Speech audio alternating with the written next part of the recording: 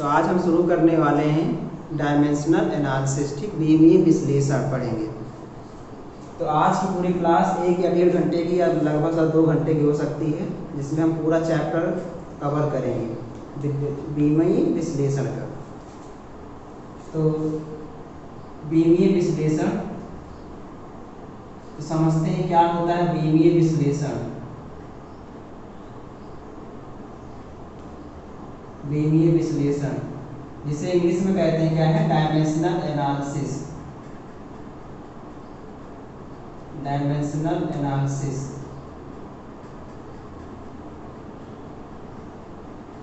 ये चीज रहेगा।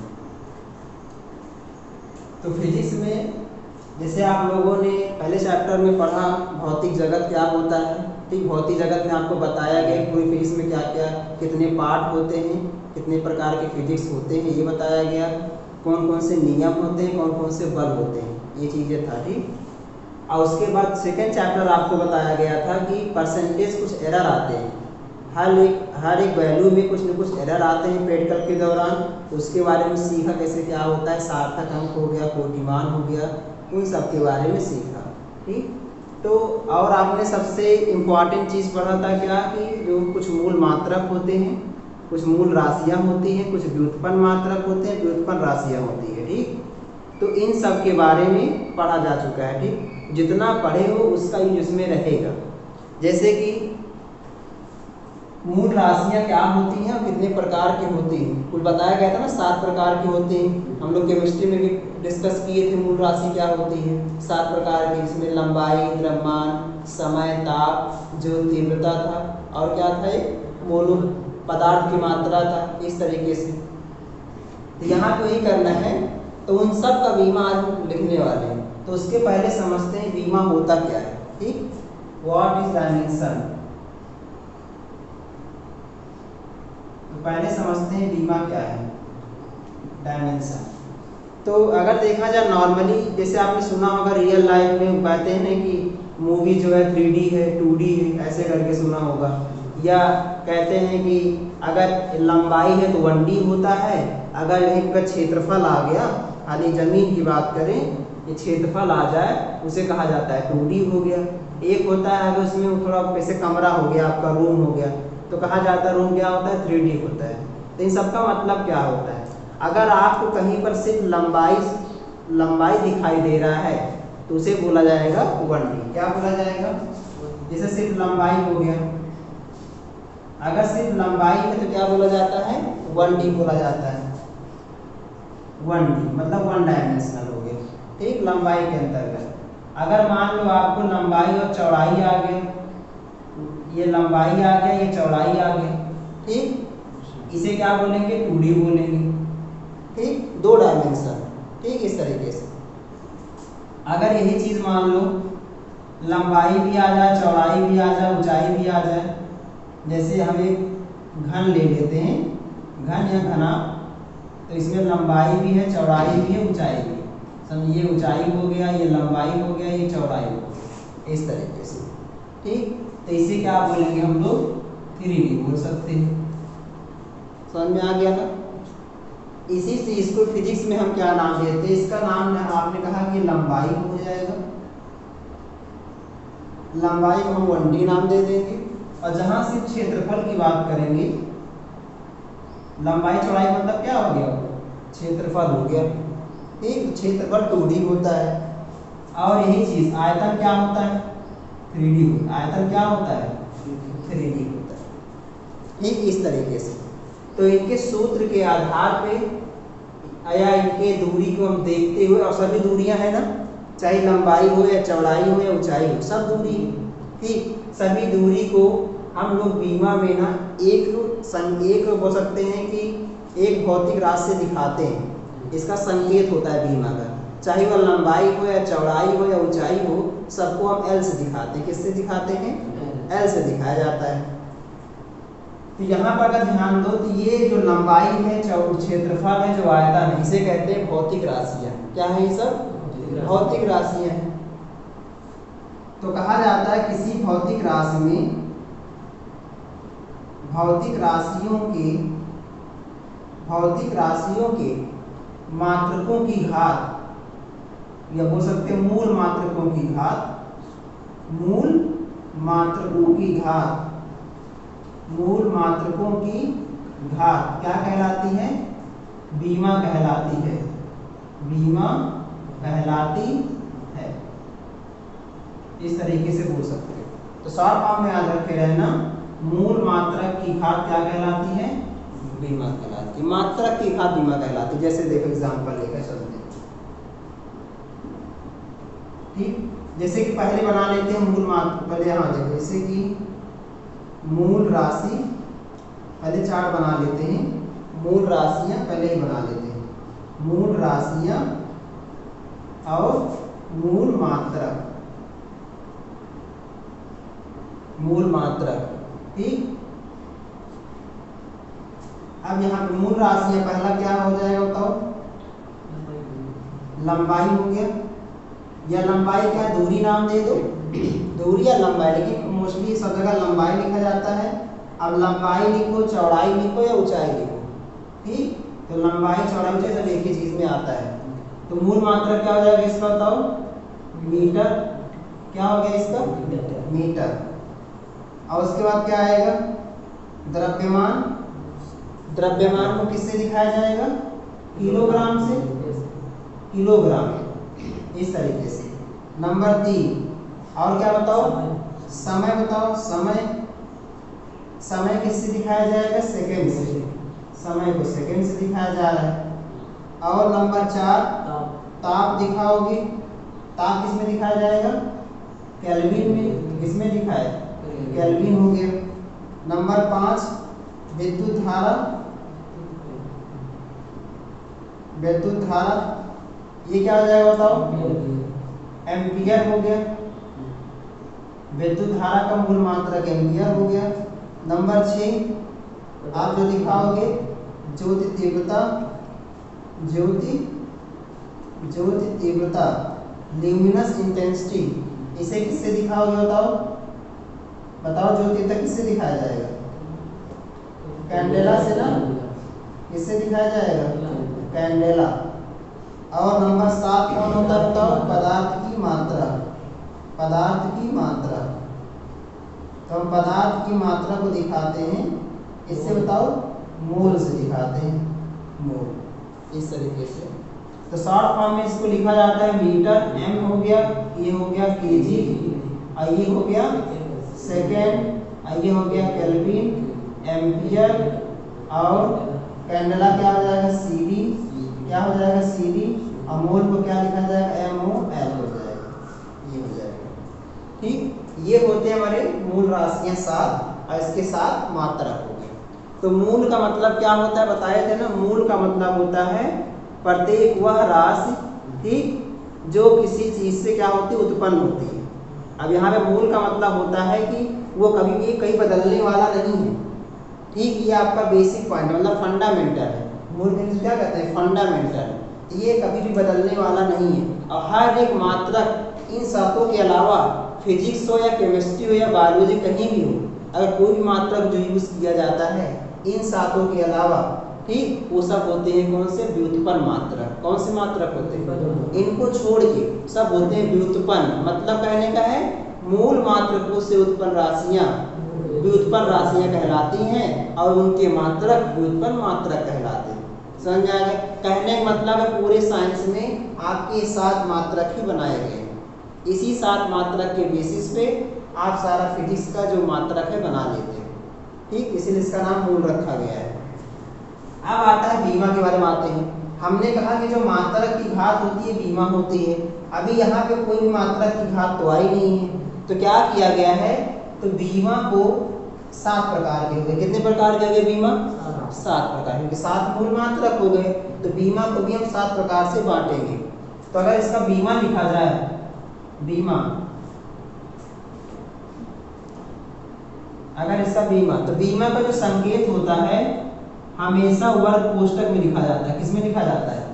वर्ग कोष्ठक में लिखा जाता है, स्क्वायर ब्रैकेट में से करके लिखा जाता है हर एक बीमा को। लिखते हैं, जब भी मीटर आएगा तो मीटर को हम दिखाएंगे किससे? एल से। किससे दिखाएंगे? एल से दिखाएंगे। लंबाई, चौड़ाई, ऊंचाई, फुट, पाउंड से कुछ भी आ गया, प्रकाश वर्ष आ गया, पारसेक आ गया, कुछ भी लंबाई आ गया, उसको हमेशा एल से दिखाना है। कोई भी दूरी आया गया, कोई भी दूरी आया उसको हमेशा एल से दिखाना है, ठीक। और इसे देखो, अब द्रव्यमान को हमेशा कैपिटल एम से, ठीक, एम से दिखाया जाएगा। सेकेंड को दिखाया जाएगा टी से दिखाया जाएगा। किससे दिखाया जाएगा? टी से दिखाया जाएगा। अब केल्विन को हम के से दिखा सकते हैं, नहीं यहाँ पे टेम्परेचर है ना ये, तो इसको हम थीटा से दिखाएंगे। किससे दिखाएंगे? थीटा से दिखाएंगे, ठीक, थीटा से, केल्विन के से नहीं। एम्पियर को ए से ही दिखाएंगे, एम्पियर को ए से दिखाएंगे, ठीक। तो क्लास 12 में दिखता है इलेक्ट्रिसिटी पढ़ना है, पूरा चैप्टर है, तो वहाँ पे दिखता है इसका यूज करेंगे एम्पियर का।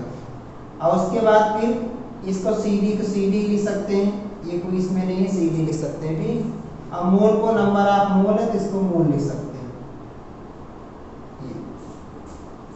तो अगर इस तरीके से हम देखें, बीमा का जो संकेत होता है वह क्या होता है? वर्ग कोष्ठक, वर्ग कोष्ठक के अंदर लिखते हैं। अब ये साथ याद रहना चाहिए, तो ध्यान से सीक्वेंस भी याद होना चाहिए।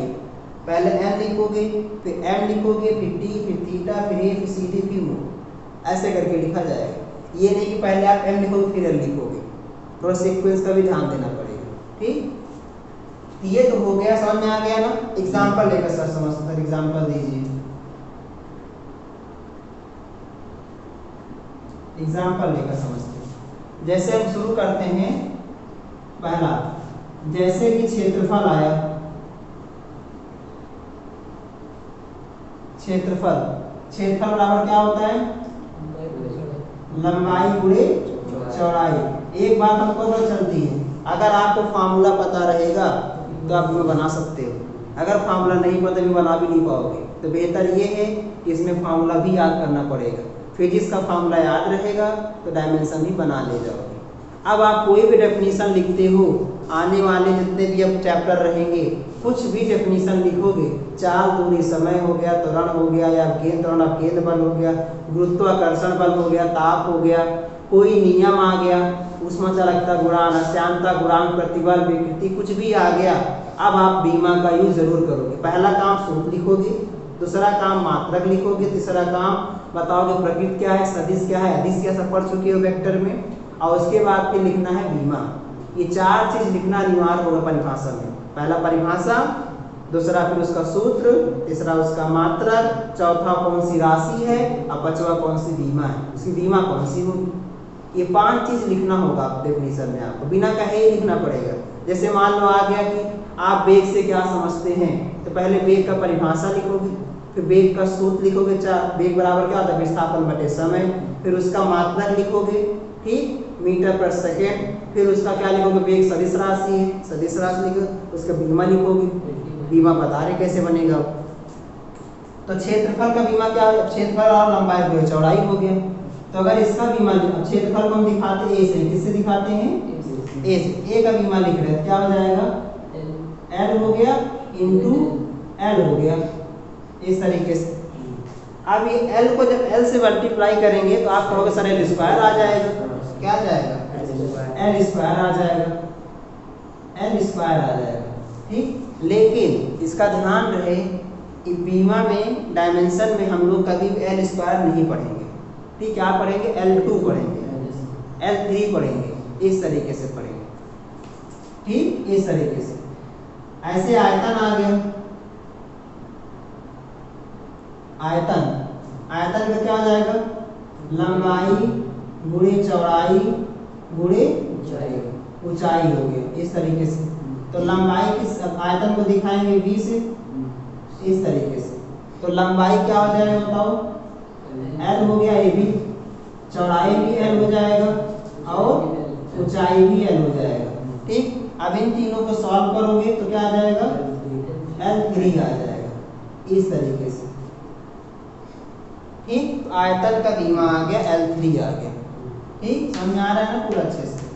अब नोट ध्यान देना, अभी और आगे बताएंगे, कम से कम हम लोग 20 थी बीमा हम लोग लिखेंगे और याद करेंगे, 20 बीमा कम से कम तैयार करने वाले, 10 ठीक एकदम याद होना ही चाहिए, बाकी कुछ और बड़े बड़े बनाएंगे। तो मोस्टली ये फार्मूला याद आएगा, बना ले जाओगे, बस ये पता होना चाहिए आपको, एल एम टी थीटा एक सब पता होना चाहिए, और बस इतना ही पता होना चाहिए। मेन आपकी क्लास 11 में खाली इतना ही पढ़ना है, यहाँ तो जाना ही नहीं है, ठीक, इतना ही पढ़ना है आपको बस खाली। चलो फिर अब नोट हम कह रहे थे, नोट नंबर ध्यान देना है कि जो बीमीय सूत्र होता है, बीमीय सूत्र का जो फार्मूला होता है D बराबर हमेशा M A L B T C और थीटा T इस फॉर्म में लिखा जाएगा हमेशा। ये सीक्वेंस होगा लिखने का, पहले M लिखोगे, फिर L लिखोगे, फिर T लिखोगे, फिर थीटा लिखोगे, ऐसे सीक्वेंस ये रहेगा, ठीक। ऐसे आगे D A आ जाएगा, C D आ जाएगा, मोल आ जाएगा, ठीक। और उसके बाद फिर इसे ही कहा जाता है बीमीय सूत्र, इसे बोल देंगे बीमीय समीकरण बोल देंगे, चाहे बीमीय सूत्र बोलो या बीमीय समीकरण, इसे बोल देंगे बीमीय समीकरण।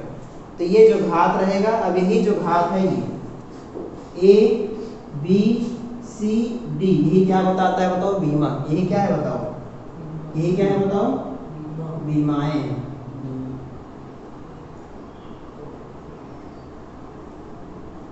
यहाँ A B C D क्या है, बीमाएं। मतलब इसका एक जो M माने क्या होता है बताओ, द्रव्यमान, द्रव्यमान की बीमा A और इसकी बीमा B, इसकी बीमा C, इसकी बीमा D है, इस तरीके से। समझ में आ गया ना? तो सबको इसी तरीके से लिखने वाले। अब हम पूरा चार्ट बनाएंगे, तो समझ में आ गया होगा अब तक ना।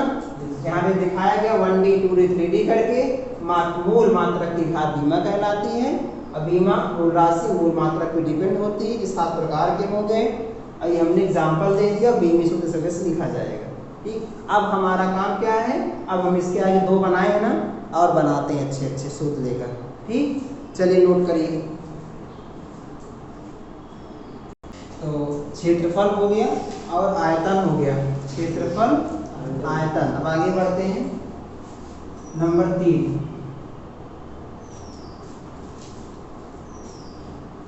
घनत्व। घनत्व कब निकालते हैं बीमा, तो घनत्व बराबर क्या होता है, द्रव्यमान बटे आयतन। घनत्व बराबर द्रव्यमान बटे आयतन होता है। घनत्व को हम दिखा सकते हैं D से, ठीक, इस तरीके से घनत्व को D से दिखाएं। तो D का बीमा लिखना है, तो द्रव्यमान का बीमा हम लोग को पता चल चुका है, क्या होता है, M होता है। आयतन का बीमा भी निकाल चुके हैं, L3 होता है, ठीक, L3 हो गया। अब इस घात को हमको ऊपर ले जाना है, अभी घात प्लस में है, जब ऊपर ले जाएंगे तो माइनस में हो जाएगा। इस तरीके से देख सकते हैं, इसकी जो बीमा आ जाएगा ML-3, इस तरीके से, ठीक। किसी बुक में क्या करता है, आप कहीं कहीं देखोगे ऐसे करके लिखा रहेगा ML-3 और T 0 हो जाएगा। क्या हो जाएगा, T 0, क्योंकि इसमें समय तो है नहीं।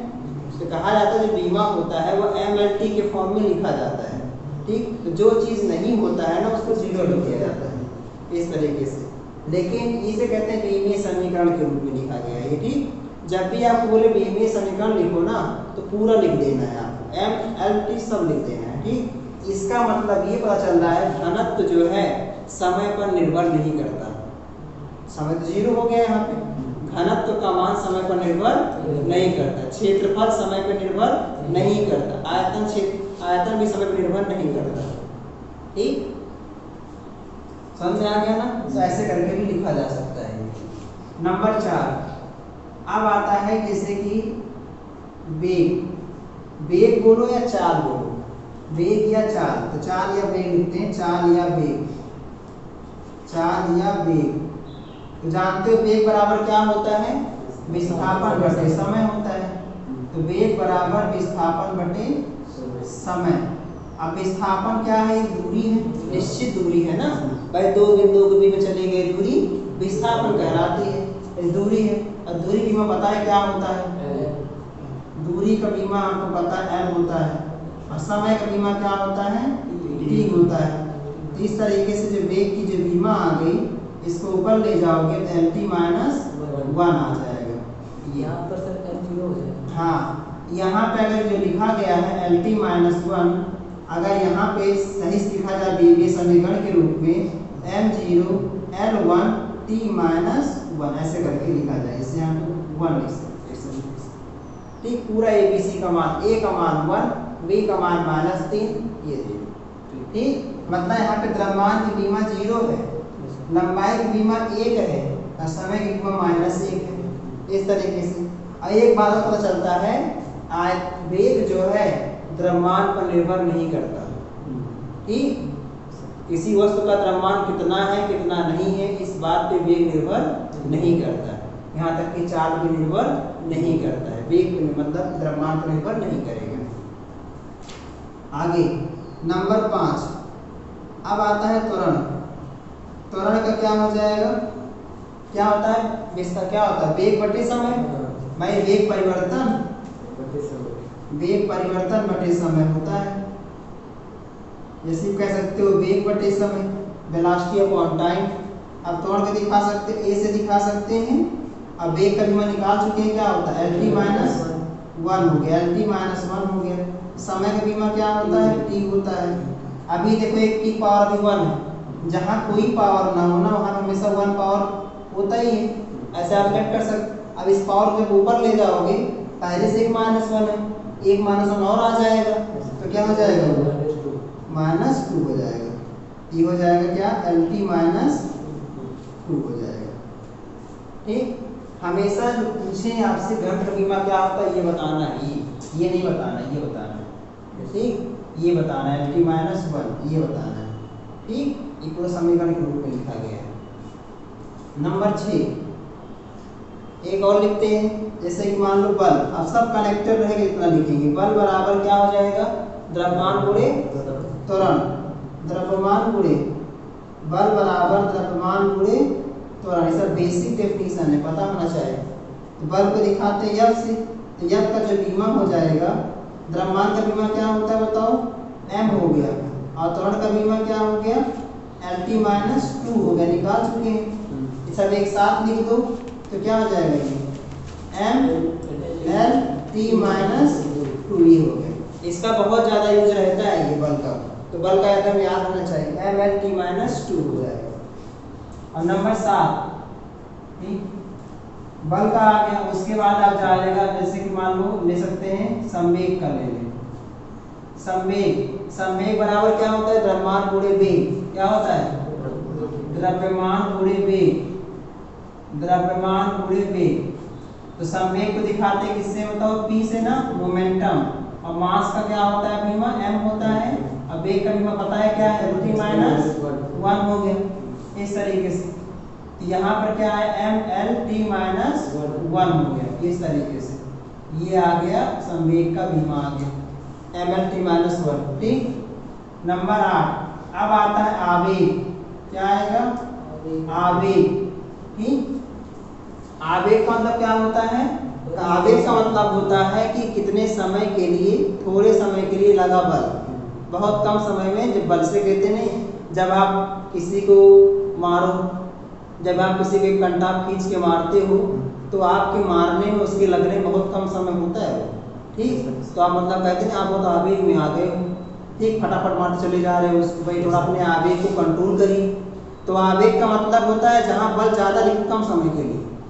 जैसे आप ऐसे कहें कि आप छत से नीचे फर्श पे कूद रहे हो, जैसे कूदोगे बहुत तेज चोट लगेगा आपके तली पे। लेकिन अगर वही क्यों चोट लगेगा, क्योंकि आपको रुकने का समय नहीं दे रहा है फर्श, थोड़ी देर रुके उसके बाद गिरे। लेकिन अगर आप नीचे गद्दा बिछा दो, कुछ मोटा चीज बिछा दो, जैसे गिरोगे गद्दे पे, थोड़ी देर उस गद्दे पे क्या होगा रुकोगे, उसके बाद गिरोगे, तो आपको थोड़ा रुकने का, आराम करने का टाइम मिल जाएगा आपकी तली को। ठीक, इसीलिए जो आवेग होता है डिपेंड करता है समय पर और बल पर। तो आवेग बराबर होता है बल गुणे समय, आवेग बराबर बल गुणे समय। अब आवेग को तो कोई भी सिंपल इंपल्स कहते हैं, किससे कहते हैं इंपल्स, तो इसको हम आई से दिखा सकते हैं, इंपल्स को आई से दिखा सकते हैं। ठीक, नोटेशन चेंज हो सकता है अलग अलग बुक में। बल का क्या होता है बताओ, अभी निकाल चुके हैं m l t माइनस 2 हो गया बल के लिए, और समय का बीमा क्या होता है t हो गया। इन दोनों को एक साथ कर दो तो तो आवेग का बीमा बना देते हैं हम लोग, क्या बन गया एम एल टी माइनस 1 हो गया, क्योंकि पावर कितना है अभी 1। जब आधार समान होता है घात जुड़ जाता है तो -2 में 1, जब -2 में +1 जोड़ोगे तो क्या आएगा -1 आएगा, एम एल टी माइनस 1। तो क्या अगर देख आवेग और संवेग का बीमा एक ही आएगा, आवेग और संवेग का बीमा एक ही आ रहा है क्या? बल का बीमा भी यही आया, समय t, संवेग का बीमा और आवेग का बीमा एक ही आ रहा है ना। आप पूछ सकता है आपके एग्जाम में या पूछता भी है, ठीक, ऐसी राशियों के नाम बताइए जिनकी बीमा समान होती है। ऐसी दो राशियों के नाम बताओ जिनकी बीमा समान होती है, क्या बताओगे? आवेग और संवेग। सूत्र अलग है और लेकिन देखो बीमा एक समान है। तो बीमा से पता चलती है हमको विभिन्न भौतिक राशियों की बीमा एक जैसी हो सकती है, ठीक, लेकिन उनके जो सूत्र होते हैं अलग अलग होंगे। सूत्र अलग अलग हो सकते हैं लेकिन बीमा समान हो सकती है, इसका ध्यान रहे, इससे बात चलती है, ठीक। नंबर 9, अगर हम बनाए दाब का, जो सबसे ज्यादा यूज रहेगा दाब का भी, दाब बराबर क्या होता है भाई? दाब के लिए क्या है, कुछ दाबों का एरिया दबेगा, बल लगाना पड़ेगा, तो क्या आ जाएगा बल बटे क्षेत्रफल। दाब बराबर बल बटे क्षेत्रफल। Pressure is equal to force upon area, तो इसको P से दिखा सकते हो दाब को। तो बल किससे, बल का फॉर्मूला पता चल चुका है, mlt माइनस 2 हो गया, और क्षेत्रफल भी आपने फाइंड कर चुके हो, L2 हो गया। अब इसको एक L से एक L कैंसिल आउट कर सकते हैं, यहाँ एक L तो बचेगा, उस L को ऊपर ले जाओ तो कितना आ जाएगा ml माइनस 1 और t माइनस 2, याद रखेगा ml माइनस 1 t माइनस 2, बहुत ज्यादा इसका यूज रहेगा। नंबर 10, कार्य, ठीक, कार्य बोलो या ऊर्जा बोलो, कार्य या ऊर्जा, तो ऊर्जा या कार्य ले सकते हैं, ऊर्जा या कार्य। ऊर्जा आएगा, कार्य बराबर क्या होता है बताओ? बल गुणे विस्थापन होता है, कार्य बराबर ये। तो बल कार्य को दिखाते किससे बताओ? W से दिखाते हैं, और बल का फॉर्मूला पता चल चुका है बीमा, mlt माइनस 2 हो गया। अब विस्थापन को किससे दिखाते हैं? L से दिखाते हैं। इनको कंबाइन करो, यहाँ पावर 1 यहाँ पावर 1, दोनों तो आधार समान घात जुड़ जाएगा, तो इसलिए हमारा जो कार्य का जो बीमा आ जाएगा वह कितना आ जाएगा ml2 t माइनस 2, ये इस तरीके से हो जाएगा, ठीक। अब ध्यान देना, एक हमको और मिल गया ऊर्जा या कार्य। अब ऊर्जा कुछ भी हो सकती है, चाहे गतिज ऊर्जा हो, स्थितिज ऊर्जा हो, इसका की बीमा समान होती है। तो क्या बता रहे हैं नोट में? कार्य हो गया, कार्य, गतिज ऊर्जा, कार्य हो गया, गतिज ऊर्जा हो गया, स्थितिज ऊर्जा हो गया, स्थितिज ऊर्जा हो गया, ठीक। इन सभी की बीमाएं क्या होती है? इन सभी की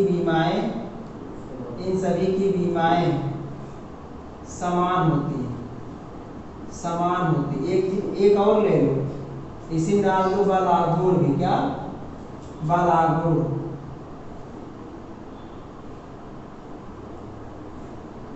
वह बल आघूर्ण, ठीक। देखो कितने, कार, गतिज ऊर्जा, स्थितिज ऊर्जा व बल आघूर्ण। सर बल आघूर्ण तो आप बताए नहीं, बल आघूर्ण बता देते हैं। तो बल आघूर्ण इसे कहते हैं टॉर्क ना।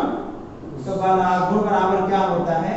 जैसे आप जब ये जो काम करते हो ना, एक रेखीय पथ पे काम करते हो, ठीक, ये काम कहाँ करते हो? गोलीय पथ पे काम करते हो। बल आघूर्ण जैसे मतलब घुमाव ले जाता है तो वहाँ पे टॉर्क आ जाता है, झूला हो गया घूम रहा है, तो वहाँ पे क्या होगा? वहाँ पे विस्थापन तो होगा वहाँ भी, लेकिन त्रिज्या के रूप में होगा। किस रूप में होगा? यहाँ लंबाई के रूप में हो रहा है तो वहाँ त्रिज्या के रूप में होगा। तो बल आघूर्ण बराबर क्या हो जाएगा? बल गुणे दूरी, यहाँ भी चलेगा, बल गुणे दूरी, ठीक। तो इसलिए अब बल का सूत्र क्या होता है? mlt माइनस 2 होता है, और दूरी का L होता है, इस तरीके से, ठीक। तो यहाँ पे क्या आ जाएगा? ml2 t माइनस 2, देखो बन गया इस तरीके से।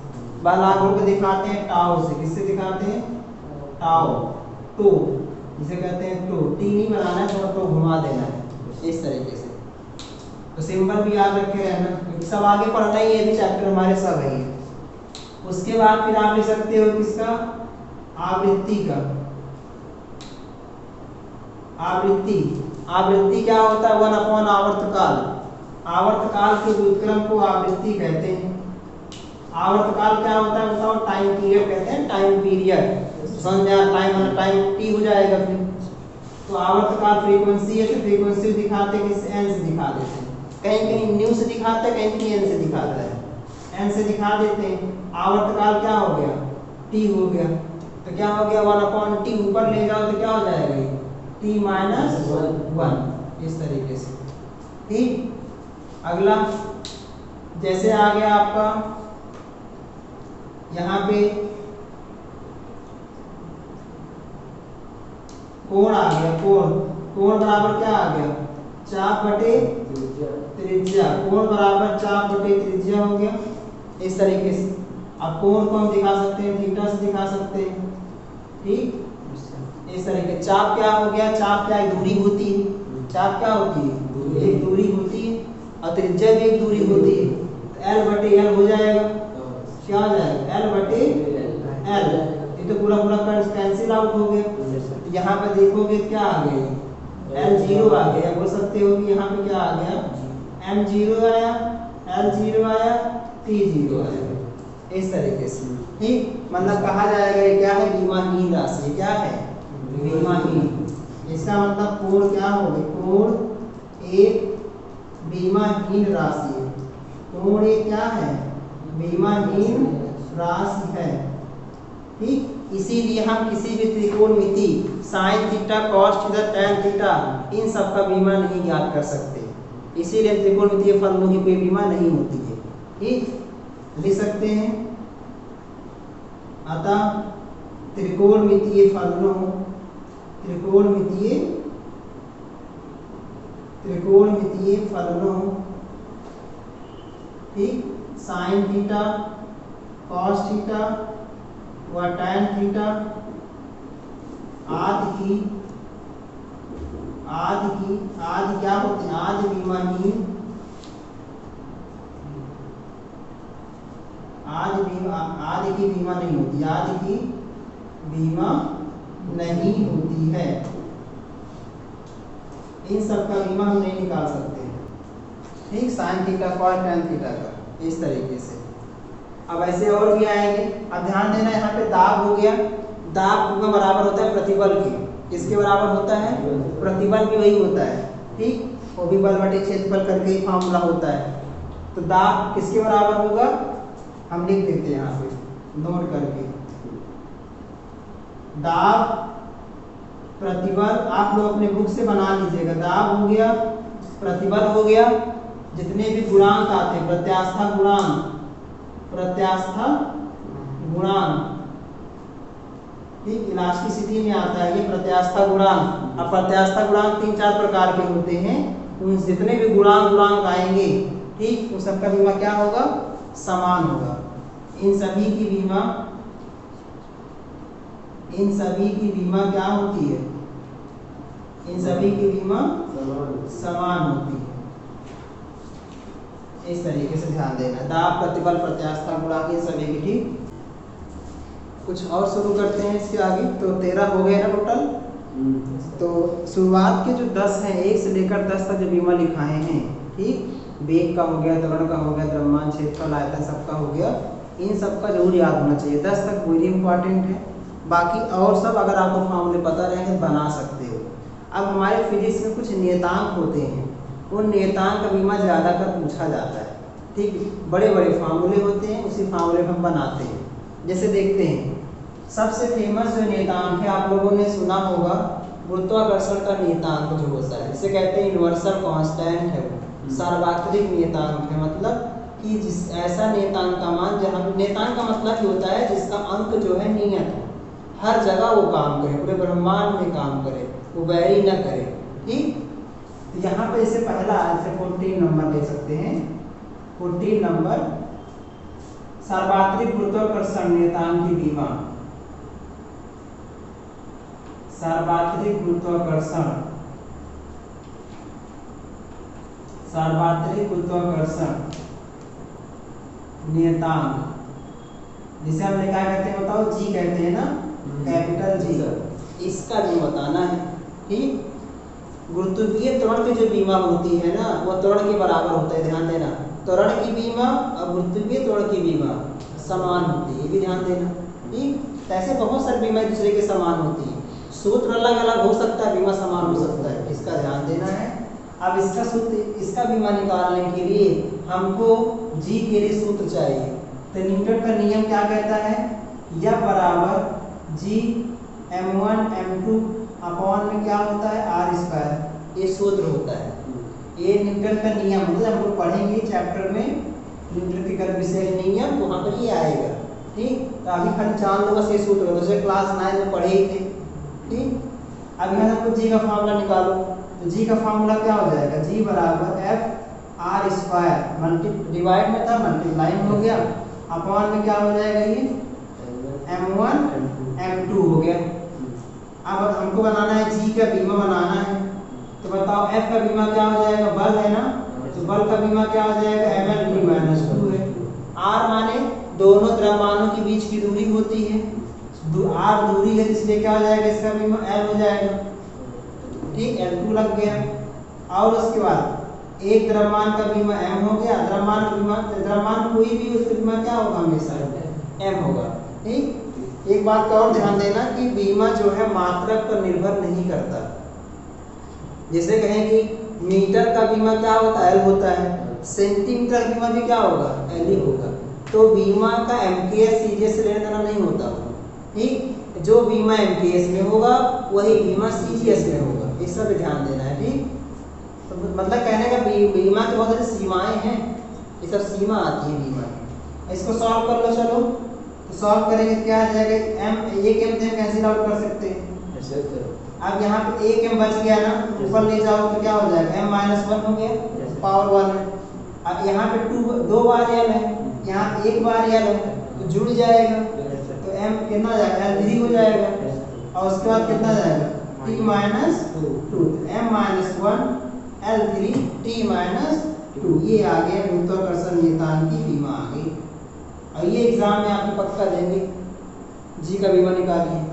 ठीक, सूत्र पता रहेगा, निकाल ले जाएगी। ठीक, अगला 15 नंबर। अब आता है जैसे कि मान लो अगर आपको निकालने के लिए आगे नियतांक आता है गैस नियतांक का, इसका गैस नियतांक,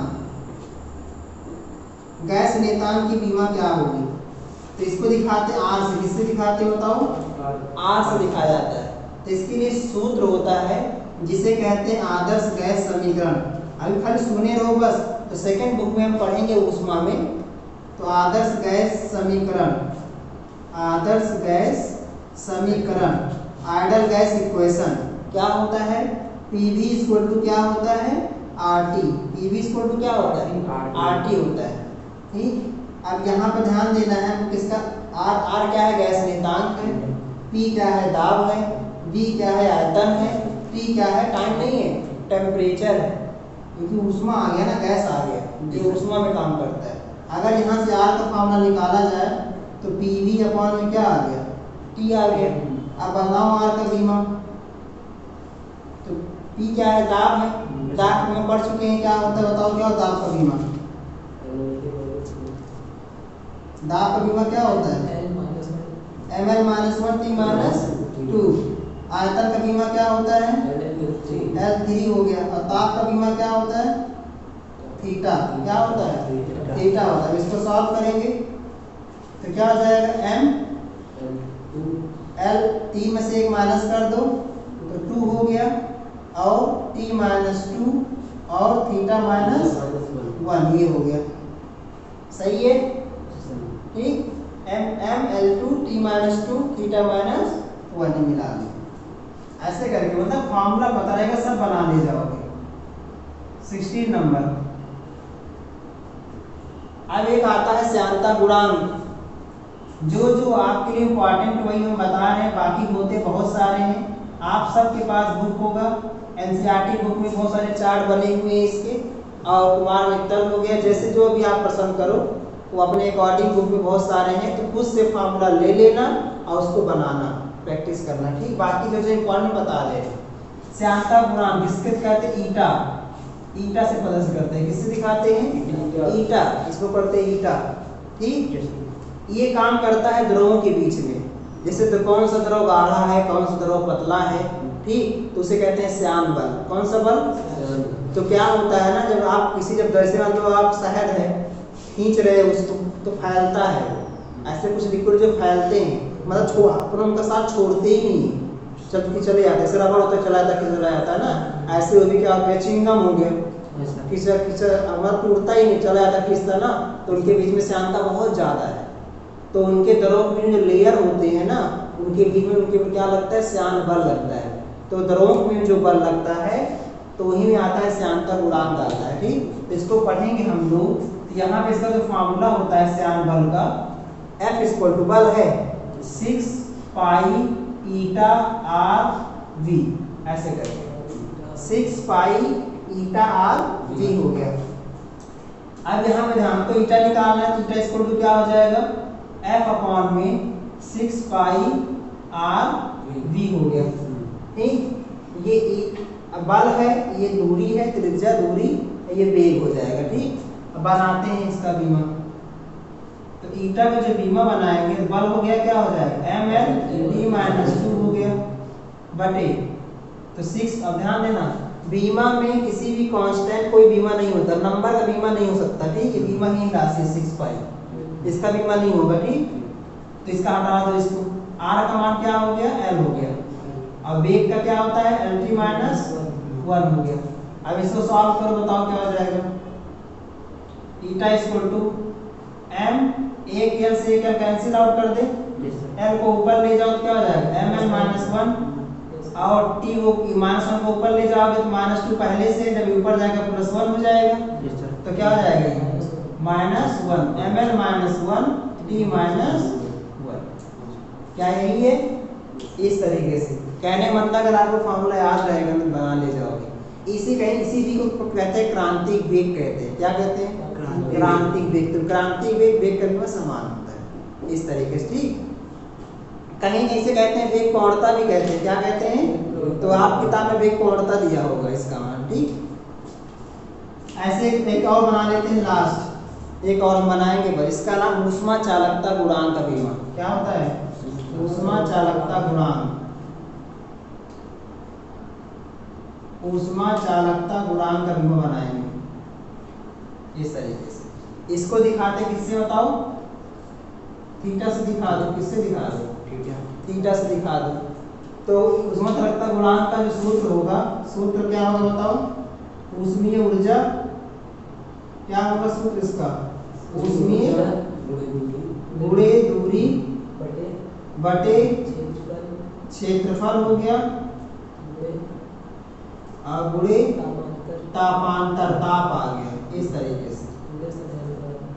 और गुणे में इसी में नीचे है समय अंतराल, कुछ समय भी लगेगा तापांतर होने में, तो समय अंतराल इस तरीके से, ठीक। इतना बड़ा सूत्र है ये गुणांक थीटा का। अब इसका बनाना बीमा, तो अगर सूत्र याद, ये एक्चुअली में ऊष्मीय ऊर्जा का फार्मूला होता है, ठीक।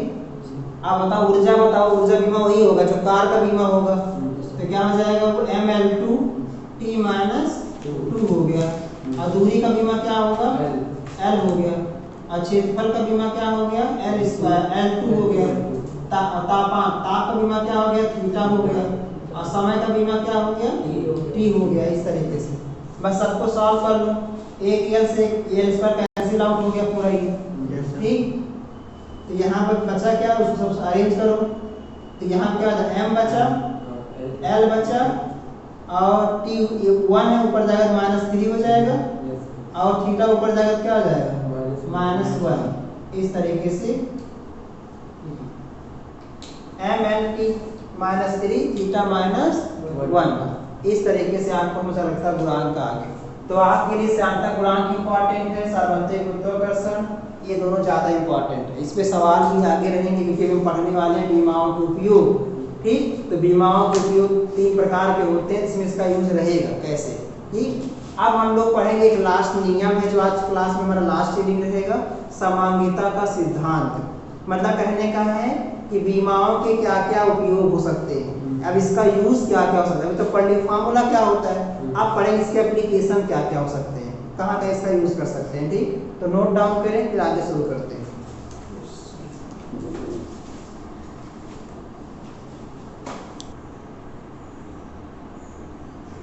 अब हम पढ़ने वाले हैं बीमा का उपयोग कहाँ कहाँ कर सकते हो। ठीक, ये बनाया गया तो क्यों बनाया गया, ठीक, इसके एप्लीकेशंस क्या क्या होंगे, इन सब के बारे में जानेंगे। तो पहले उसके पहले एक आता है सिद्धांत। ठीक, जैसे कि मान लो कोई भौतिक राशि का जो फार्मूला है वो सही है कि गलत है। ठीक, तो इसको आप बता सकते हो बीमा की मदद से, या अगर आपको एमकेएस से सीजीएस में मतलब मात्रक परिवर्तन करना हो तो भी आप बीमा का उपयोग करके मात्रक परिवर्तन कर सकते हो, जैसे एमकेएस को सीजीएस में, सीजीएस को एमकेएस में। और एक यूज और है, और एक यूज क्या है, आप एक काम कर सकते हो, अगर आपको मान लो विभिन्न भौतिक राशियां दिया हुआ है, जैसे मान लो बल दिया हुआ है, ठीक, क्षेत्रफल दिया हुआ है और दाब दिया हुआ है, अगर इन तीनों को मिला के एक फार्मूला बनाना है तो आप बीमा की मदद से फार्मूला बना सकते हो। हाँ सर, दाब बराबर बल बटे क्षेत्रफल। अब ये सूत्र जो बना है ना, ये बीमा की मदद से बना सकते हो। समझ में आया? तो बीमा के 3 उपयोग हैं, उन्हीं 3 उपयोग हमको पढ़ना है। उसके पहले हम पढ़ते हैं समांगिता का सिद्धांत। ये थोड़ा सिद्धांत क्या होता है वह समझते हैं। समांगिता का सिद्धांत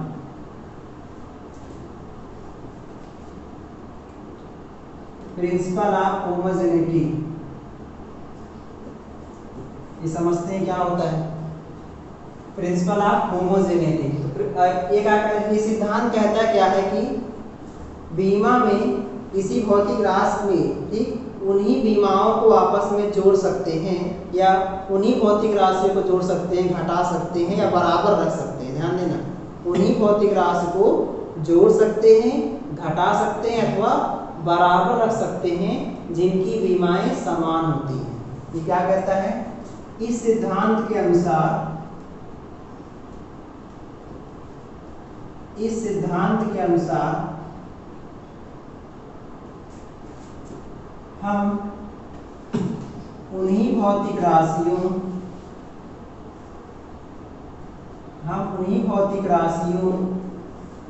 को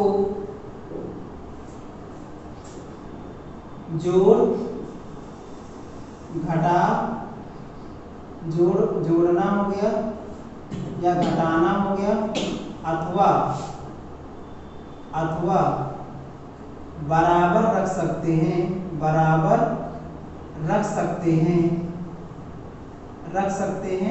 जिनकी बीमाएं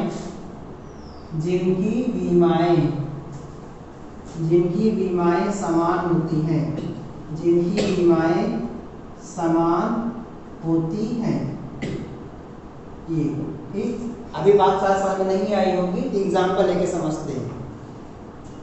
जैसे एग्जाम्पल लेके, जैसे कहें कि a + b c/d + e, ऐसे करके ले सकते हैं।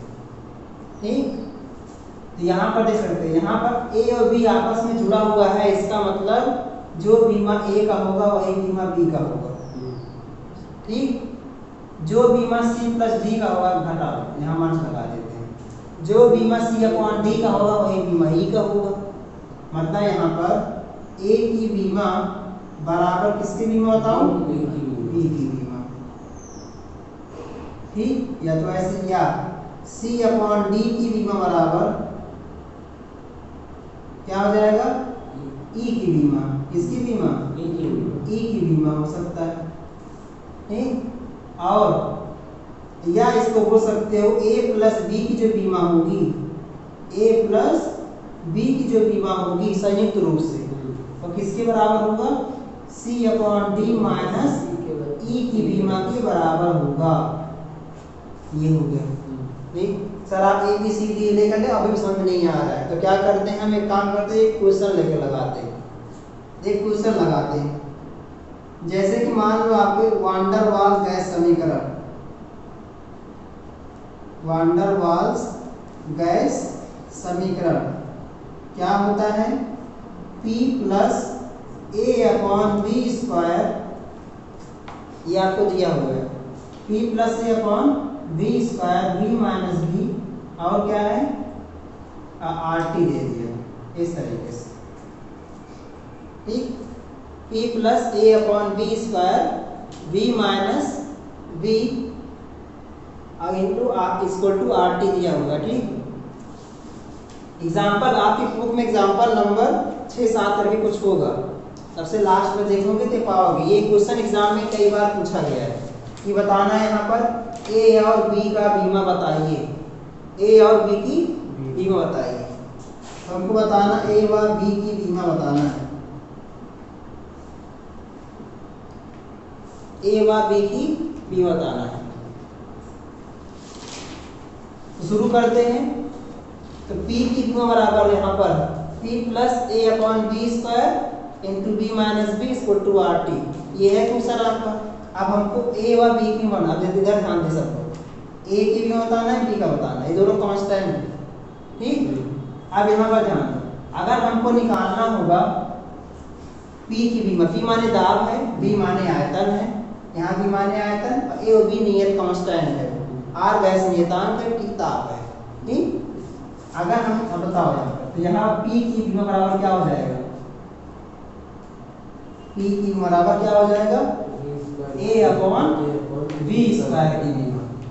ये कहता है सिद्धांत के अनुसार ना, यही बताए ना, वही भौतिक राशि आपस में जुड़ेगी जिनकी बीमा समान होगी। इसका मतलब P की बीमा किसके बराबर होगी, A/B² बीमा के बराबर होगी, ठीक।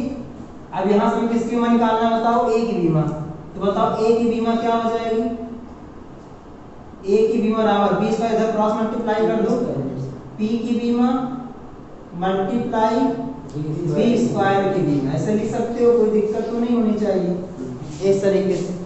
अब यहाँ पर A की बीमा ऐसे शॉर्ट फॉर्म इसको ऐसे लिख देते हैं, ठीक। अब बताओ P का बीमा क्या होगा, दाब है, दाब का बीमा क्या होता है Mn-1 T-2, ये दाब का बीमा हो गया। और B², B माने आयतन है, तो क्या होता है आयतन का L3 होता है, स्क्वायर लग गया। इसी को सॉल्व करो तो हमको A की बीमा मिल जाएगा ML-1 T-2 इंटू L कितना हो जाएगा 6 हो जाएगा। अब 6 में एक माइनस कर दो तो क्या हो जाएगा ML5 हो जाएगा, और T-2 ये आ गया, A का बीमा आ गया। समझ में आया कि नहीं? ऐसे B की बीमा बताना है। बताओ B का बीमा किसके बराबर हो जाएगा, B की बीमा। तो देखोगे B की बीमा बराबर किसका लेंगे, B की बीमा।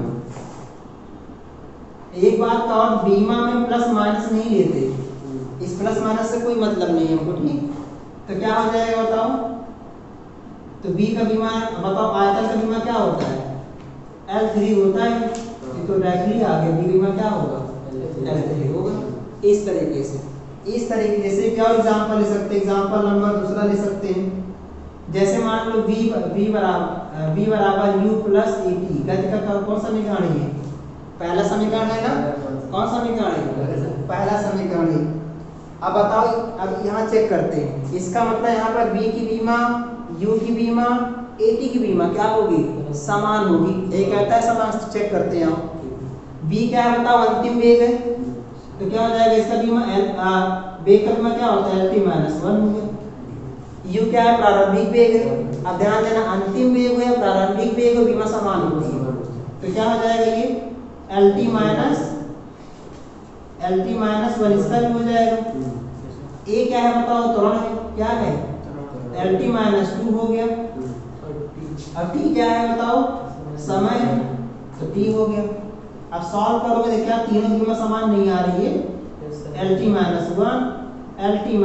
यहाँ भी क्या है Lt-1, ये हो गया समांगिता का सिद्धांत। देखो तीनों बीमा समान आया, इसका नाम फॉर्मूला सही, ठीक।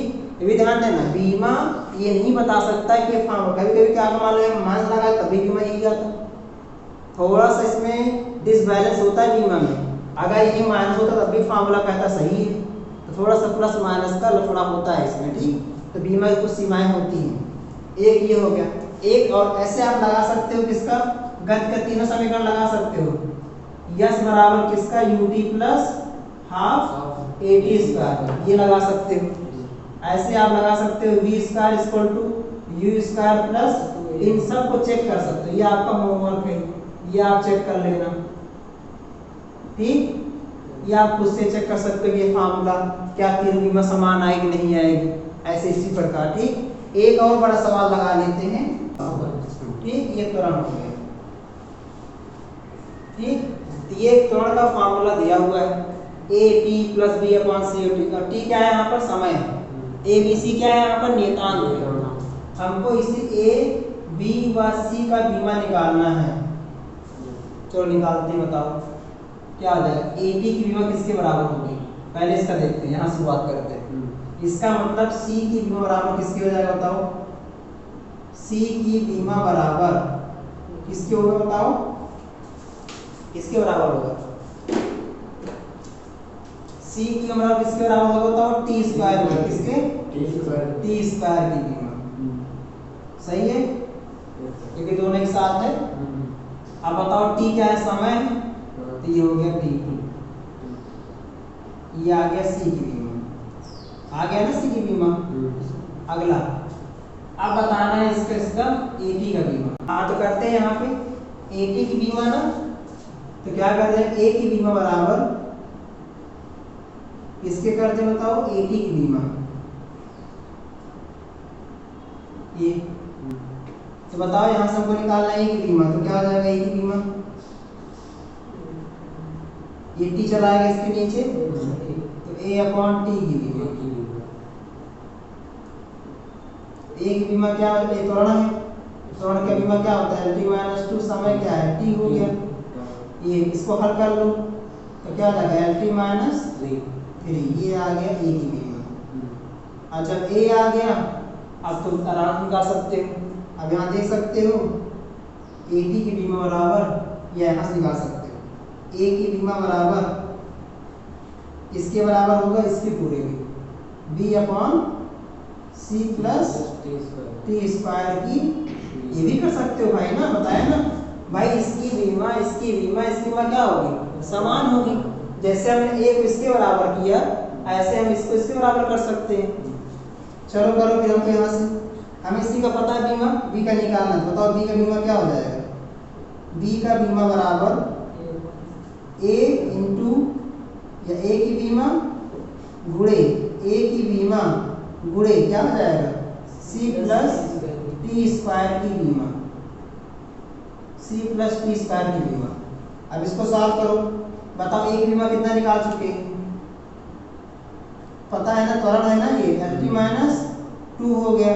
और सी का बीमा कितना हो जाता है, बताओ, सी का बीमा, इन दोनों बीमा एक जैसी होगी, जो सी का बीमा होगा टी स्क्वायर का बीमा होगा, तो क्या हो जाएगा इसकी जगह, टी टू लिख दो।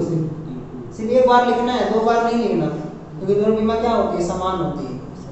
इसको सॉल्व करो, कितना आ जाएगा ये, एल टी, ये तो कैंसिल आउट हो गया, तो क्या बचेगा ये इसके कैंसिल आउट हो गया, minus two plus two zero हो गया, तो क्या बचा, ये आ गया बी की बीमा।